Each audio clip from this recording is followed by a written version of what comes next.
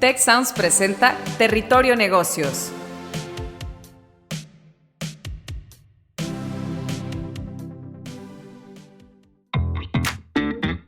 Ahora entramos a Territorio Negocios. Un espacio de diálogo y reflexión sobre las nuevas tendencias y transformaciones de los negocios en México, América Latina y el mundo. Yo soy Alicia Galindo. Yo soy Jaime Martínez y te damos la bienvenida al podcast de EGADE Business School y la Escuela de Negocios del Tecnológico de Monterrey. Bienvenidos a un episodio más de Territorio Negocios. En esta ocasión con el tema Cadenas de valor resilientes, operaciones exitosas. Tras las crisis de suministro que hemos experimentado durante la pandemia, ya sea atizadas por cuellos de botella en la industria de semiconductores o de contenedores, los negocios buscan adaptarse y hacer resilientes sus operaciones. Muchos hablan de regionalizar la globalización como una posible solución para acercar a los componentes de la cadena de valor a los mercados. Pero además de la cuestión de cercanía de estas proveedurías, también están en la agenda de operaciones la descarbonización de la cadena de suministro y de, en fin, todas las operaciones de las empresas. En esta era del consumo consciente, muy poco probable que los negocios que ignoran la sostenibilidad tengan un buen desempeño en el largo plazo. Para este tema tan importante, tenemos como invitados a Isaías Martínez, Senior Vice President of Sales, de ventas, en PepsiCo Mexico Foods. Muy bienvenido, Isaías. Y también a nuestro apreciado Eric Porras, quien es director nacional de programas MBA y profesor investigador en EGADE Business School y además a la postre un gran conocedor del tema de operaciones. Yo soy su anfitrión Jaime Martínez, decano regional para la Ciudad de México de la Escuela de Negocios del Tecnológico de Monterrey. Isaías, me encantaría comenzar con una primera pregunta para ti. Tras la crisis de suministro y las disrupciones ya mencionadas causadas por la pandemia, la resiliencia de las operaciones de las empresas pues, ha pasado o ha saltado a un primer plano. Desde tu perspectiva directiva, ¿qué implica el tener una cadena de suministros que sea adaptativa, ágil y resiliente? Mira, hola, primero saludando al auditorio, primero deseándoles que se encuentren con mucha salud, ¿no? Afortunadamente estamos viendo que estamos en un proceso completamente diferente de la pandemia hoy y nos está empezando a permitir tener otro nivel de movilidad. Sobre todo espero que tengan salud, que se encuentren bien, les mandamos un saludo hasta donde estén. Gracias por la pregunta, Jaime. La resiliencia y la capacidad de ser adaptables. Es curioso, pero las dos cosas tienen una connotación diferente, depende del tamaño de tu negocio, depende de dónde estás, digamos, en el contexto de industria donde operas, y lo que para unos es resiliente, para otros no es suficiente. Lo que para unos es ser suficientemente hábil, para otro tipo de organizaciones no lo es. Y hay, yo diría, extremos, ¿no? Lo que viene a suceder, por ejemplo, muy particularmente en industrias que traen un rebote fuerte, visto ahora como las industrias restauranteras o las industrias de turísticas, tienen, por supuesto, un impacto y una velocidad que es diferente a la que se está viviendo en el terreno industrial, ¿no? Es curioso cómo antes de justamente las que durante la pandemia habían sido las empresas o las categorías, ¿no? Los ramos que habían sido considerados como indispensables y habíamos tenido que encontrar cómo mantener la operación, otras tuvieron que cerrar. Ahora que hay un rebote, cambió en el transcurso de meses, ¿no? La naturaleza, la velocidad de cada uno de los negocios. Entonces, resiliencia es diferente dependiendo del contexto. Y la agilidad también, otra vez, lo estoy repitiendo a propósito, es diferente dependiendo del contexto. Déjame un poco hablarte de la industria en la que tengo el privilegio de trabajar, en la que estamos operando. Nosotros, para que te des una idea, en todos los días nosotros hacemos una operación que se apoya en un equipo de distribución de entrega directa a nivel nacional para nuestras marcas Sabritas, Gamesa, Sonrix, Quaker, de cerca de 30,000 colaboradores que están dedicados solamente a la operación que nosotros llamamos venta, pero es una operación de entrega directa bastante compleja, más similar a un proceso de replenishment, ¿no? Logístico nacional. Creo que somos más o menos famosos en Sabritas porque estamos en cada rincón del país, ¿no, Jaime? Nos ubican bien, Efectivamente. porque andamos por todos lados, y justamente para que mantener esa operación nosotros hacemos 2.1 millones de visitas por semana, con más o menos 850,000 clientes a nivel nacional que tenemos que atender. Y eso implica que un promedio más o menos, cuando hablamos de botanas, entre 100 y 150 millones de unidades entregadas cada semana. Esa logística requiere, tú le llamaste ahorita, un nivel alto de resiliencia, porque los procesos de interrupción que tú tienes en un México, que en realidad no es uno, sino muchos Méxicos, hace que tengas dificultades operativas en cada uno de los diferentes lugares del país. Nosotros tenemos un sistema de fábricas, están ubicadas también en regiones diferentes del país, y una muy buena parte de nuestros insumos están globalizados, como lo acabas de decir. Y nosotros estamos usando un concepto de resiliencia, al menos a nivel de nuestro grupo operativo comercial, en que hemos cambiado el concepto de resiliencia por el de antifragilidad. No sé si habías oído del concepto, Jaime, de antifragilidad, que ahora de Talim Naseb, efectivamente. Exacto. Entonces hemos estado aprendiendo sobre la antifragilidad, o sea, hemos pasado de antes, que decíamos que teníamos que aguantar, ¿no?, ser resilientes, a convertirnos en antifrágiles, que es descubrir nuestras debilidades, explotarlas de alguna forma, descubrir dónde están nuestras fortalezas, y esas fortalezas hacerlas cada vez más evidentes para poder subsistir, ¿no? O sea, el ejemplo, para quien no había oído el concepto de antifragilidad, en el caso de un músculo, por ejemplo, cuando hacemos ejercicio en el gimnasio, en realidad nuestros músculos son antifrágiles. Lo que hacen es que se desgarran un poco, y ese proceso de desgarre sanan, ¿no? Aprende el músculo a resistir el esfuerzo, y entonces crece. Y es justamente lo que sentimos que tenemos que estar haciendo nosotros. Estamos pasando a un concepto en el que estamos descubriendo qué cosas no nos están funcionando.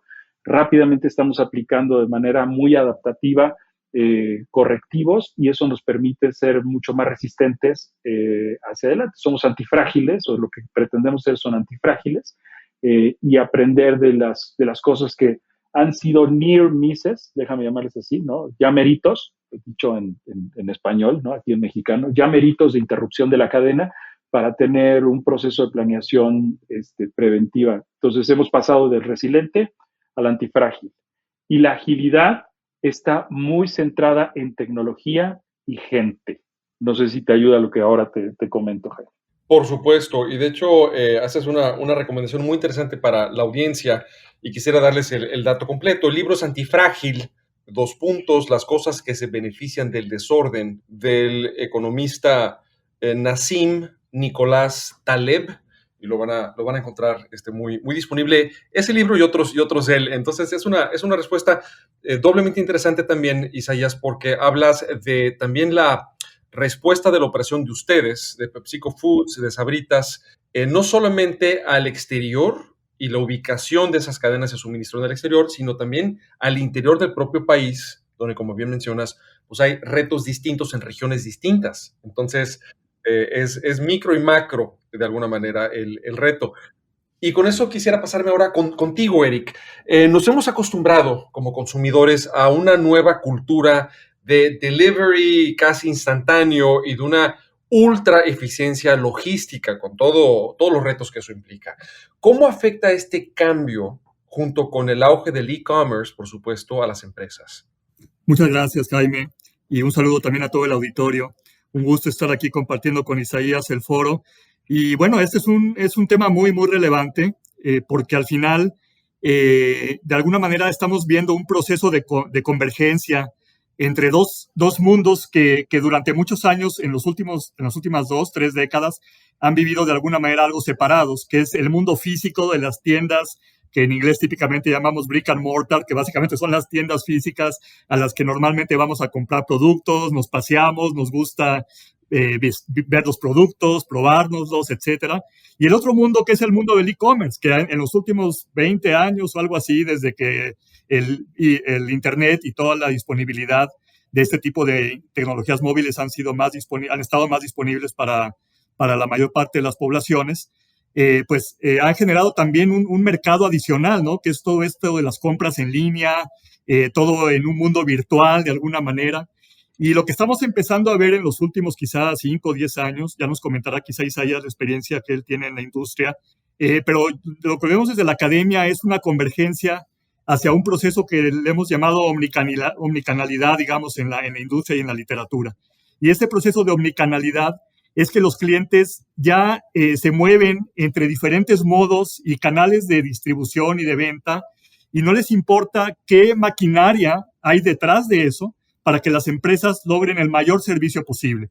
Si yo un día me gusta un producto y lo veo en internet, pero quisiera probármelo y voy a la tienda, quisiera también encontrar ese producto disponible, o si compro un producto y al final lo tengo que regresar a la tienda, quisiera quizá, aunque la compré en una tienda física, regresarlo por una aplicación web. Entonces, esa omnicanalidad sí les está imponiendo a las empresas un reto mucho mayor en varios aspectos. Uno de ellos es, por ejemplo, la visibilidad de toda la cadena de suministro y específicamente de dónde yo tengo colocado el inventario que muevo a través de la cadena para precisamente manejar estos diferentes canales de distribución. Entonces, el tema de el inventario que tengo en tránsito, el inventario que tengo en los almacenes, en las propias tiendas. Y el otro gran tema es la segmentación, pero ya no solamente la segmentación del mercado, sino la segmentación de la cadena de suministro. Es decir, cómo a través de diferentes estrategias de distribución y de las competencias que yo creo en mi cadena de suministro, voy a atender diferentes sectores y segmentos de mercado. Y aquí cuando hablamos de segmentos de mercado, estamos cada vez viendo un proceso de microsegmentación más importante, en donde a partir del uso de tecnologías, pues realmente las empresas son capaces de detectar necesidades a un nivel ya muy desagregado, por así decirlo, muy micro, en donde pues las cadenas de suministros tienen que adaptarse para poder de alguna manera seguir siendo relevantes en el mercado. Y la última parte que quisiera comentar es todo el tema de logística inversa. Las cadenas de suministro tradicionalmente se han diseñado para hacer una logística, digamos, de entrega que va hacia adelante, por así decirlo, ¿no? Lo que es el forward logistics, como se conoce en inglés. Pero esta parte de logística reversa, que en el e-commerce y en la omnicanalidad cobran más relevancia, pues sí les ha impuesto un reto a las empresas para aprender cómo manejar esas cadenas de regreso o cadenas inversas de la mejor manera, que aparte tiene que ver con algunos de los temas que comentabas hace rato de sostenibilidad, que definitivamente son muy importantes para lograr una integración completa de toda la cadena de suministro. Entonces, eso es lo que ahorita podría comentar, Jaime. Eric, y anotando, haces una mención de varios temas muy interesantes y la segmentación no solamente del mercado al que se entregan los productos, sino de las cadenas de suministro. Hablas de la omnicanalidad, que en efecto es un gran factor a favor de la transformación digital y los sistemas de datos, ¿no? Pero también la logística inversa, lo mencionas al final, que sabemos que durante la pandemia, si de por sí un muy alto porcentaje de los productos que la gente recibe en sus hogares son devueltos por diferentes razones, durante la pandemia que hubo un boom en el comercio electrónico, esa tasa de devolución se disparó, generándole muchos costos ambientales, pero también financieros a las empresas y volviéndose un verdadero problema. Entonces, es un tema muy, muy interesante. A la luz de esa elaboración que nos hiciste, Eric, quisiera pasarme contigo, Isaías, para que nos compartieras alguna estrategia que pudieras compartir con la audiencia, que se haya seguido recientemente, se haya aplicado recientemente en PepsiCo Foods México, para enfrentar pues, estos retos o estar mejor preparado para esos ya meritos que ustedes quizás han preidentificado, Isaías. Sí, yo creo que no va a ser muy diferente a muchas compañías grandes que hemos estado viviendo muchos llameritos y otras que han de plano tenido una dislocación de sus modelos y han tenido que aprender. Yo te diría que es lo que estamos viviendo en general en la industria es un proceso de sacar la información en tiempo real. Creo que trabajábamos antes en batch, déjame usar ese concepto. Trabajar en batch era relativamente común y sencillo en nuestros modelos de planeación de la cadena. Usualmente teníamos planeaciones a 3 meses y teníamos revisiones para las planeaciones de los próximos 3 meses, pues semanalmente hacíamos correcciones y esas correcciones te permitían tener un horizonte de planeación. Entonces tú hacías tus MRPs, tenías tu tus modelos de reposición de inventarios, tenías todos los modelos en algoritmos que funcionaban con estos sistemas, digamos, de SNOP, ¿no? De planeación y control de la producción de manera central. Y todo eso, en cuanto empezó la pandemia, se nos cayó, porque nuestra capacidad de forecastear, nuestra capacidad de pronosticar, se disminuyó de una manera brutal. Primero, para direcciones diferentes, o sea, piensa en la industria en la que estoy. Yo primero empezaron las compras de pánico, una de nuestras marcas estrella, una de nuestras marcas maravillosas es Marías, y durante y Quaker, la avena Quaker, entonces durante el momento en que arrancó la pandemia, el agua, las Marías, la avena, era imposible que nosotros pudiéramos pronosticar los niveles de venta que prácticamente se quintuplicaron en el transcurso de días, y nuestra capacidad de respuesta en la cadena se vio llena de llameritos, ¿no? Nunca habíamos hecho entregas directa a tienda de camiones completos, y tuvimos que romper, digamos, varias reglas de nuestros procesos que teníamos tan rígidos de hacer replenishment, que provocaron que rápidamente tuviéramos que reaccionar para evitar que quedaran vacías las tiendas en ese momento. Eso fue el arranque de la pandemia. Hoy lo que está pasando es que nos cuesta mucho trabajo poder predecir, porque estamos observando que el consumo está en boga gracias a diferentes razones que están haciendo que haya dinero en efectivo en la calle. Podríamos dedicarle un rato a hablar de qué estamos viviendo hoy, mucho explicado por el tema de las remesas, pero estamos viendo un nivel alto de consumo y está siendo muy difícil para nosotros. Nunca habíamos visto algo parecido, poder pronosticar qué va a pasar. Entonces, ¿a qué nos empezamos a cambiar? ¿Cuáles fueron los cambios que tuvimos que hacer? Entonces, no sé si llamarle las estrategias, porque creo que estamos todos en el momento en el que estamos rediseñando nuestra estrategia de nuestros sistemas de planeación y control de la demanda. Yo lo que te diría es que sí, las respuestas de transacción cambiaron de batch a tiempo real. Y eso requirió que nosotros invirtiéramos muy rápido en tecnología, que pusimos en la mano de todos nuestros repartidores, estos 30,000 compañeros que te decía hace un rato que están por todas las calles, para poder tomar la demanda en tiempo real y transmitirla de inmediato a nuestros sistemas de planeación central, para poder hacer planeación de materiales. Mientras hacíamos eso, también empezamos a hacer localización de materiales. Mucho de lo que yo decía hace un rato estaba globalizado. Lo que hicimos fue sacar 80-20 de los materiales que tenían mayores riesgos y empezamos inmediatamente a poner equipos de tarea a hacer localización. Localización significa pasar de muchos artículos que teníamos que importar para poder producir alguna de nuestros condimentos, alguna de nuestras galletas, a que pudiéramos tener sourcing local. En algunos casos más caro, en algunos casos requirió desarrollo de proveedores, pero cuando lo hicimos con 2 años de anticipación, hoy estamos en una situación en la que ahora resulta que las cadenas empiezan a romper y nosotros tenemos oportunidad de hacer compra de muchos insumos de manera local. Entonces yo te diría esas dos cosas. La administración en tiempo real de la demanda, ya no se puede hacer el forecast como se hacía antes. Los algoritmos de pronóstico se rompieron y tenemos que estar con información en tiempo real de lo que está pasando. Y lo segundo, la localización de insumos para evitar la ruptura, digamos, de nuestra cadena de valor. El mejor ejemplo es nuestra papa con la que hacemos ahorita. Nosotros compramos el 20% de todas las papas que se hacen en el país. Todas son mexicanas, se hacen la mayor parte de ellas en Sinaloa. Ahí tenemos nuestros centros productivos más grandes, y el tener localizado nuestro insumo más importante para nuestra marca estrella ha sido particularmente relevante para mantenernos tanto en costo como en velocidad, como en presencia en el punto de venta, ¿no? Nuestros niveles de servicio en el lugar ideal, ¿no? Es lo que yo te diría, esas dos cosas. Sí. Isaías, esa descripción de cómo a través de la tecnología y el empoderamiento de actores en el campo, ¿no? Logran pasar de batch a pedidos en tiempo real, pues supone, tú ya lo dijiste, una gran inversión y una gran transformación digital, que de hecho eso conecta con una de mis siguientes preguntas, donde quisiera la visión tuya, Eric, de, por un lado, ¿Qué tan solventable es este reto de transformación para que las empresas en México, no solamente empresas del tamaño de PepsiCo Foods, sino otras pymes incluso en México, puedan hacerse de algunas de estas prácticas tecnológicas y de data y de empoderamiento en el campo?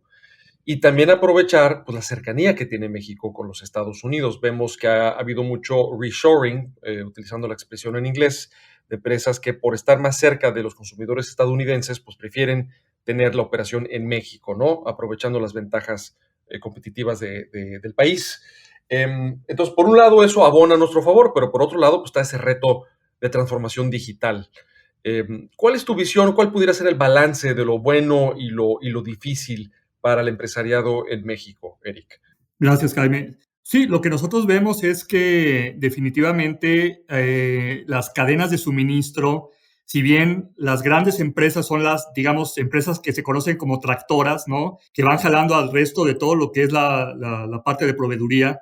Efectivamente, o sea, al ser tractoras, implementar este tipo de sistemas como los que comentaba Isaías, con sistemas cada vez más avanzados de analítica de datos, capacidades predictivas, necesariamente muchos de los proveedores, que son empresas más pequeñas, pues también eventualmente tienen que implementar estos sistemas, pero en buena medida apoyados por las empresas grandes, porque de alguna manera le conviene a toda la cadena de suministro que el nivel de tecnificación y de visibilidad de toda la cadena, que ya comentaba yo hace rato, es muy, muy importante, ¿no?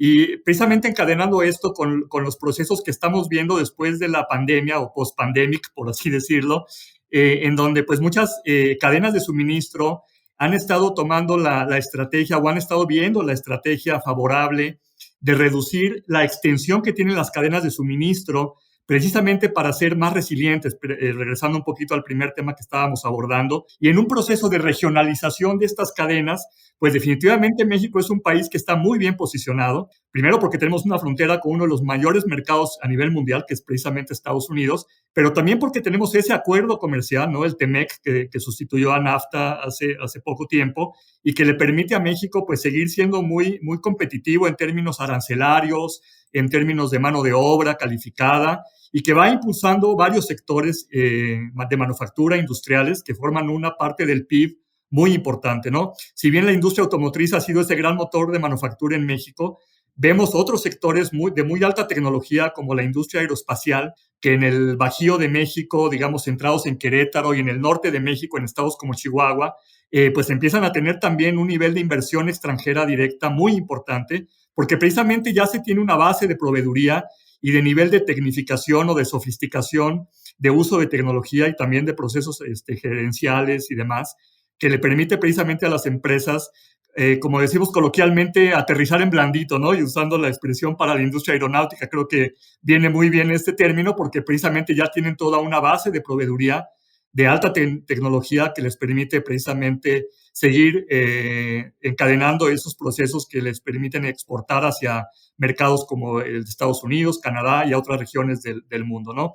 Es cierto que más del 80% de las exportaciones de México van hacia Estados Unidos y sí creo que México tiene una asignatura pendiente con buscar una mayor diversificación hacia Europa, hacia Asia, precisamente aprovechando la salida que tenemos por los dos costados de México, ¿no? En los dos océanos, por el Golfo y por el Océano Pacífico, para aprovechar esa cercanía perdón, no cercanía, pero sí en términos de tratados de libre comercio que nos ayudan a tener beneficios con respecto a esos países, ¿no? De acuerdo. Y quisiera pasar a la cuestión de la sostenibilidad, y es cómo lograr enfrentar todos estos retos y al mismo tiempo descarbonizar o reducir la huella ambiental en la operación de las empresas.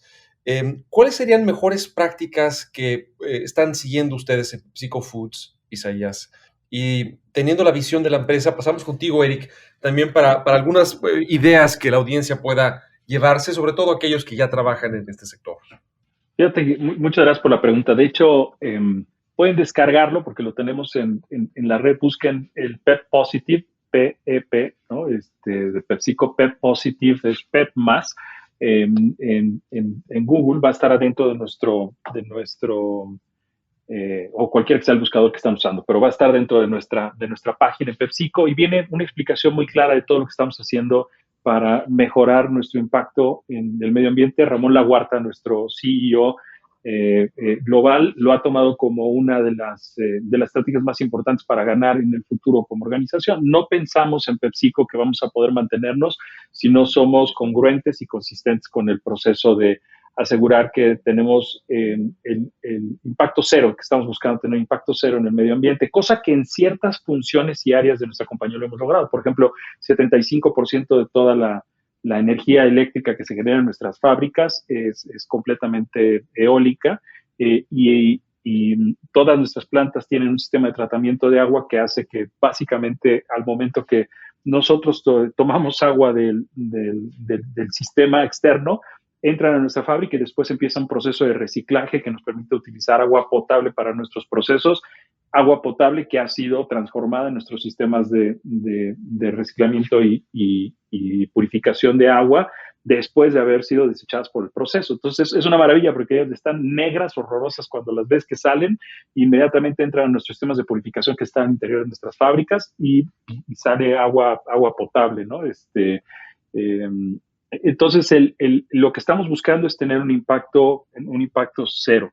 ¿Dónde es donde están las áreas complejas, digamos, en todo esto? Y nosotros lo ven ahí en el programa que pusimos de PEP Positive, porque tenemos compromisos que hemos estado haciendo para el 2025 y para el 2030. Estos diferentes compromisos están convertidos en inversiones que estamos haciendo a todo lo largo de la cadena. Por ejemplo, van a ver, si entran a la página, van a observar, nosotros somos los primeros que vamos a recibir los primeros trailers eléctricos, ¿no? Tesla ya nos lo comprometimos y ya nos prometió, bueno, ya le pagamos también, los primeros trailers eléctricos. Utilizamos en casi todos los vehículos nuevos que estamos adquiriendo son eléctricos o son híbridos, y en el caso de la mayor parte de los sistemas de transporte estamos utilizando los sistemas que nos permiten disminuir las emisiones al medio ambiente. Toda la cadena, nosotros estamos llevando un control de cuánto están generando de CO2, tanto en temas que tienen que ver con combustible, transporte, uso de cartón, absolutamente todo lo hemos estado midiendo, y nosotros llevamos un control de reducción que tenemos que estar presentando anualmente porque tenemos un threshold, tenemos un objetivo, un target anual que tenemos que ir cumpliendo para que podamos llegar a los compromisos que estamos haciendo a nivel global. México es la operación más grande fuera de los Estados Unidos para PepsiCo, así que nosotros estamos siguiendo al pie de la letra e incluso vamos más rápido con muchos de nuestros procesos de cambio en el uso de energía, en el uso de operaciones que puedan tener algún impacto, en el uso de agua, por ejemplo, no solamente para nuestra operación, sino también en el área del agro, en donde estamos siendo muy conscientes. Llevamos un plan, ese plan se revisa, es parte de los PDRs, que le llamamos así, son los objetivos personales que tenemos todos los ejecutivos en la organización, se nos revisa anualmente. Y entonces, así como tengo un objetivo de crecimiento, la estrategia global que tenemos se llama Faster, Stronger, Better. Entonces, en Faster yo tengo que entregar mis ventas, ¿no? Y mis utilidades, Faster, ¿no? Ser más rápido. Incluso tengo que ganar participación de mercado. Stronger es las inversiones estructurales que estamos haciendo para hacer que seamos una compañía muchísimo más precisa, cosa, por ejemplo, todo lo que estamos haciendo en inversión digital, ahí está en Stronger, pero tenemos toda una parte de Better que se nos mide. Todo lo que es Better tiene que ver justo con lo que estás diciendo ahora, y nosotros esos compromisos los hacemos directamente también con nuestros inversionistas, porque queremos tener, por supuesto, ser parte precisamente de estas compañías verdes, ¿no? Y muchos de nuestros, no solamente nuestros inversionistas, sino también consumidores y clientes nos están pidiendo que tengamos estos programas de sustentabilidad constante. Entonces, ese proceso que me acabas de decir, que es un proceso caro, pues es un proceso que yo no diría que es caro, es un proceso al que le tienes que invertir para mantener la sustentabilidad para los próximos 10 años del negocio. Entonces, todos tenemos que estar participando de todo esto, todos quienes estamos en las diferentes industrias, para asegurar la supervivencia de nuestras organizaciones, porque ya no hay gobiernos, consumidores ni inversionistas que quieran participar en compañías que no sean responsables con el planeta, ¿no? Responsabilidades con las comunidades en donde operamos. Y todo empieza, Isaías, como bien apuntas, en la medición de los metros cúbicos de emisión de gases de efecto invernadero para saber, pues, de qué estamos hablando. Y como bien dice el cliché, pues hay que medir para mejorar. Y esa es la invitación que haríamos también a toda la audiencia, a utilizar calculadoras, que las hay muchas, incluso en la red, de medición de esa huella ambiental o huella de carbono, y desde ahí ya hacer acciones de mitigación, ¿no? Y hacer el álgebra, simplemente, ¿no? Y pues quisiera cerrar esta conversación con la visión académica tuya, Eric, de qué competencias, que hemos ya insinuado muchísimas, deben de tener los líderes y especialistas en logística y cadenas de suministro ideales o idealmente para enfrentar, pues, este nuevo territorio y estas nuevas reglas del juego. Muchas gracias, Jaime. Sí, claro, es un aspecto muy importante. De hecho, nosotros como escuela líder de negocios en América Latina, pues promovemos precisamente nuevos paradigmas de liderazgo y en todas las áreas del negocio, ¿no? En particular en temas de logística y de cadena de suministro, sí vemos una necesidad de ir moviéndonos de los paradigmas, digamos, anteriores, en donde lo que prevalecía era la excelencia operativa, hacia realmente liderazgos que tengan un carácter mucho más transformador y que sean mucho más capaces de incorporar todo el tema de variabilidad, los temas de disrupciones, o sea, la mentalidad esta de ser resiliente ante las disrupciones, los cambios, etcétera, ¿no? Entonces, particularmente y tradicionalmente, digamos, los líderes de logística y de cadena de suministro siempre tenían como un objetivo primordial tratar de reducir temas de variabilidad, de maximizar eficiencias en los procesos de operación, estandarizar dichos procesos, etcétera, ¿no? Y lo que realmente se requiere ahora es, con todos los cambios y el nivel de disrupción al que están enfrentándose las cadenas de suministro, pues tener la capacidad de adoptar y de alguna manera incorporar la gran variabilidad que estamos viendo en el mercado, ¿no? Pasar de medidas de desempeño tradicionales de KPIs que se tenían como muy bien definidos a KPIs que ya están mucho más alineados con esos temas de innovación, de capacidad de adaptación y de resistencia al cambio. Y por último, pues esta parte de las competencias que llamamos más intangibles, ¿no? En términos sociales, interpersonales, de influencia y en general, pues todo lo que tiene que ver con la parte de colaboración y movernos de un management más jerárquico hacia realmente un management mucho más colaborativo y descentralizado. Entonces, serían los comentarios. Bueno, quizá por último nada más comentar la capacidad de entender la tecnología, que ya ha estado hablando mucho Isaías también sobre eso, entender la tecnología y ser capaces de adaptar tecnología para precisamente enfrentar esos cambios que ya he comentado. Serían esos los comentarios. Eric, pues, Isaías, de una conversación pues, que comienza con un área o una función muy específica dentro de las organizaciones, que es esta de logística y cadenas de suministro, pues hemos terminado en lo que es un territorio de resiliencia, de agilidad, de cambio de geografías, ¿no? Con el reshoring y esta cercanía a los mercados y a los clientes, a un territorio de transformación digital, omnicanalidad, utilización de la data y el empoderamiento de la gente que está en el campo para que tus órdenes, tus pedidos y tu inteligencia del mercado, y en esa medida tu prospectiva, pues sean mucho más ágiles. Y finalmente, un rol de liderazgo de operaciones y cadenas de suministro que no opera como silo, sino que incide de nuevo en la transformación digital de la empresa, hasta en el modelo competitivo, el modelo de negocio de la propia empresa. Pues muchas gracias a ambos por compartir su expertise, sus puntos de vista, casos reales y mejores prácticas para nuestra audiencia. Esto fue un episodio más de Territorio Negocios, cadenas de valor resilientes, operaciones exitosas. Tuvimos a Isaías Martínez, Senior Vice President of Sales en PepsiCo Foods México, y Eric Porras, Director Nacional de Programas MBA y profesor investigador en EGADE Business School.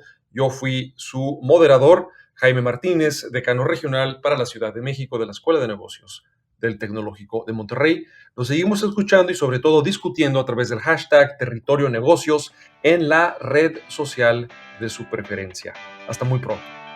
Si quieres conocer más sobre los sucesos de la actualidad política, te invitamos a escuchar Con su permiso. Estamos ante la batalla de política económica más importante de este sexenio. El podcast en el que nuestros expertos hablan sobre los temas más actuales de la agenda pública en México y en el mundo.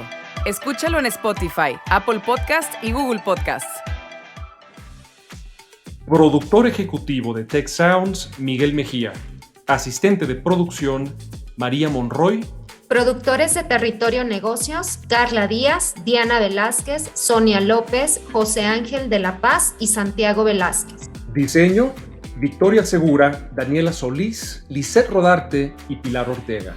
Postproducción, Max Pérez, Marcelo Segura y Sergio Chávez. Los invitamos a escuchar el siguiente episodio de Territorio Negocios y el resto de los programas de Tech Sounds en Spotify, Apple Podcast, Google Podcast y en tech.mx/tech-sounds.